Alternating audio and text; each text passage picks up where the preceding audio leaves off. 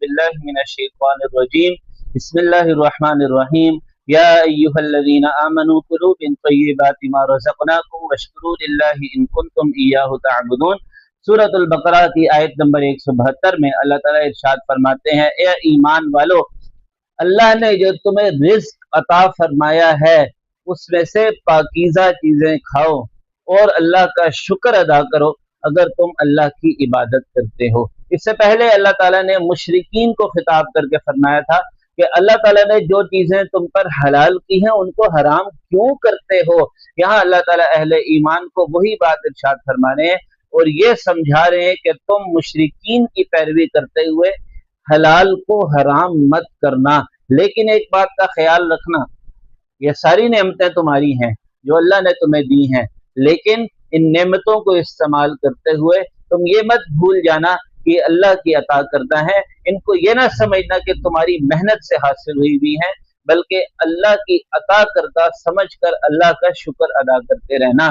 شکر دو طریقے سے ادا ہوتا ہے، ایک ہے قولن کہ اللہ تیرا شکر ہے، تیری مہربانی ہے، دوسرا فعلن یعنی اللہ کی اطاعت کر کے اللہ تو نے مجھے رزق عطا فرمایا، میں تیری نافرمانی نہیں کروں گا۔ ان کنتم ایاہ تعبدون، اگر تم اللہ کی عبادت کرنے والے ہو۔ انما حرم علیکم المیت والدم ولحم الخنزیر وما اہل به لغیر اللہ۔ پہلے اللہ تعالیٰ نے مشرکین سے کہا تھا کہ جو چیزیں اللہ نے حلال کی ہیں تم ان کو حرام کیوں کرتے ہو۔ یہاں فرما رہے ہیں جو اللہ نے حرام کیا تم ان کو حلال سمجھتے ہو۔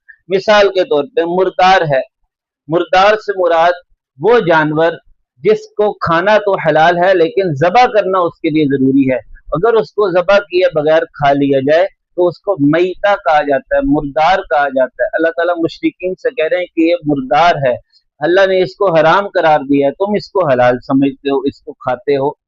تو اللہ تعالیٰ یہاں پر ان چیزوں کو بیان فرما رہے ہیں جن کو مشرکین حلال سمجھتے تھے، ایسا نہیں ہے کہ اس کے علاوہ اور کوئی حرام چیزیں نہیں ہیں۔ انما حرم علیکم المیتہ، اللہ نے تم پر میتہ یعنی مردار کو حرام قرار دیا ہے۔ اب اس مردار کو کھانا بھی حرام ہے، اس کو بیچنا بھی حرام ہے، اور اس کا کوئی اور خارجی داخلی استعمال بھی ممنوع اور حرام ہے۔ لیکن دوسری جگہ اللہ تعالیٰ نے کیا لگائی، علی طاعم یطعمہ، اس مردار کی وہ چیزیں جن کو کھایا جاتا ہے ان کو حرام قرار دیا ہے، چنانچہ ہڈیاں وغیرہ، ناخن، ان کو حرام قرار نہیں دیا، لہذا مردار کی ہڈیوں سے استفادہ کیا جا سکتا ہے۔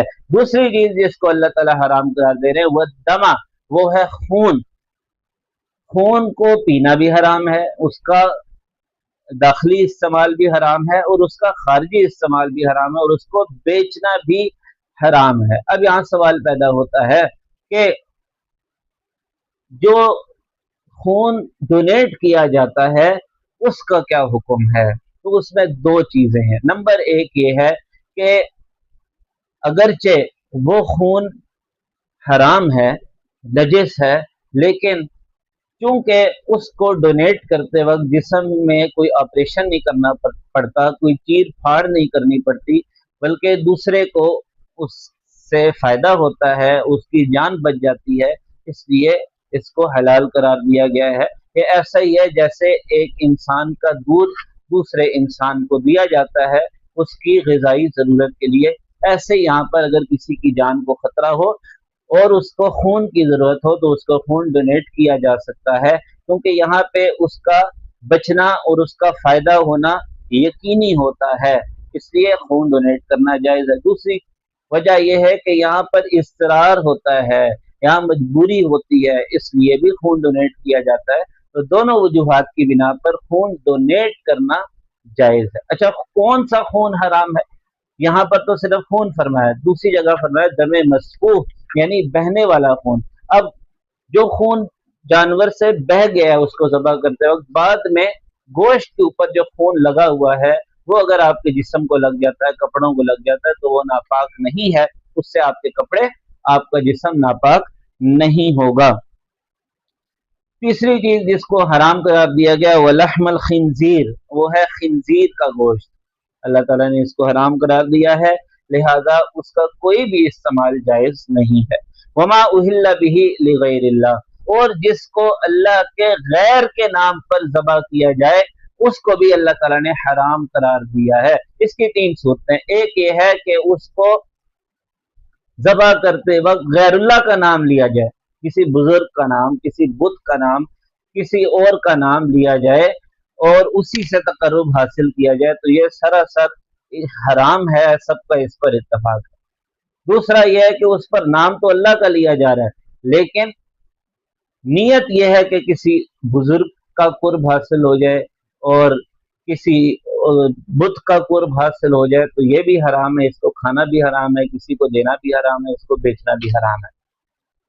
اس کو وما ذبح علی النصب کہا جاتا ہے۔ تیسری صورت یہ تھی کہ جانور کو آزاد چھوڑ دیا جائے کہ اس کو اب ذبح کرنا ہی حرام ہے، منع ہے، تو وہ بھی ایک یہ صورت ہے۔ اس کو بحیرہ کہا جاتا ہے، سائبہ کہا جاتا ہے، اگرچہ وہ اس پہ داخل نہیں ہے لیکن وہ بھی اس کی ایک صورت ہو سکتی ہے۔ تو ان چیزوں کو مشرکین حلال سمجھتے تھے، حالانکہ یہ حرام ہے، اور جن کو حرام کیا گیا نہیں کیا گیا تھا ان کو وہ حلال سمجھتے تھے۔ یہاں تک تو اللہ تعالیٰ نے بیان فرمایا کہ کون کون سی چیزیں حرام ہیں، لیکن آگے یہ گنجائش تھی فمن اضطر، جو شخص مجبور ہو جائے، بے اختیار ہو جائے، غیر باغن، اس کی نیت یہ نہ ہو کہ اللہ تعالیٰ کی نافرمانی کرے، ولا عادن، نہ حد سے تجاوز کرنا چاہتا ہے، فلا اثم علیہ، تو اس پر کوئی گناہ نہیں ہے۔ یعنی کوئی شخص بھوک سے بےتاب ہے، پیاس سے بےتاب ہے اور اس کے لیے اور کوئی چارہ نہیں ہے سوائے اس کے کہ وہ حرام کو کھا لے، تو اس پہ گناہ نہیں ہے۔ یہاں اللہ تعالیٰ نے یہ نہیں فرمایا کہ وہ حرام اس کے لیے حلال ہو جاتا ہے، حلال نہیں ہوتا، رہتا وہ حرام ہی ہے، لیکن اس کو اس گناہ کو اختیار کرنے کا، اس حرام چیز کو کھانے کا گناہ نہیں ہوتا۔ ہمارے اس سورہ کا مطلب یہ ہے کہ اس کی جان کے لالے پڑ جائیں، وہ لذت حاصل کرنے کے لیے اس کو نہ کھا رہے، ضرورت سے زائد وہ اس کا استعمال نہ کر رہا ہو۔ یہیں سے حکم نکلتا ہے حرام ادویات کا، کہ ان کا استعمال کب جائز ہے کب جائز نہیں ہے۔ تو اس کی 5 شرائط ہیں۔ نمبر 1 یہ ہے کہ اس حرام دوا کے علاوہ کوئی حلال دوا موجود نہ ہو۔ دوسری صورت یہ ہے کہ اس دوا کو حاصل اگر نہ کیا جائے تو انسان کی موت لازم آ جائے، صرف چھوٹی موٹی بیماریوں میں اس کی اجازت نہیں ہے، اگر اس دوا کو استعمال نہیں کرے گا تو وہ مر جائے گا، موت آ جائے گی، تو اس صورت میں بھی اس دوا کا استعمال جائز ہے۔ اس کے علاوہ اور کوئی حلال دوا موجود نہیں ہے، تیسری شرط یہ ہے۔ چوتھی شرط یہ ہے کہ لذت کے لیے وہ اس دوا کو استعمال نہیں کر رہا۔ 5ویں شرط یہ، جتنی ضرورت ہے اتنی ہی دوا استعمال کرے، اس سے زیادہ استعمال نہ کرے۔ تو حرام ادویات کے استعمال کی یہ 5 شرائط ہیں، اگر ان شرائط پر پورا اترتا ہے تو جائز ہے، وہ فمن اضطر کے اندر داخل ہوگا، اور اگر ان شرائط پر پورا نہیں اترتا تو پھر وہ دوا استعمال کرنا اس کے لیے جائز نہیں ہے، اس کی گنجائش نہیں ہے۔ ان اللہ غفور الرحیم، اللہ تعالیٰ بخشنے والا ہے، مہربان ہے۔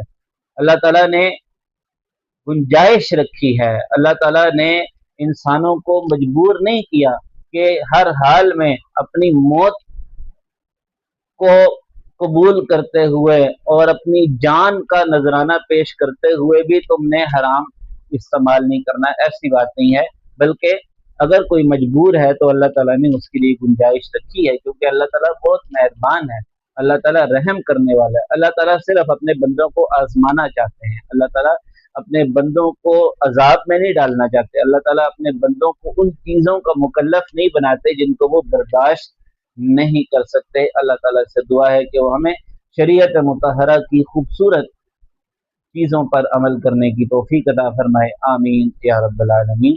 وآخر دعوانا ان الحمد للہ رب العالمین۔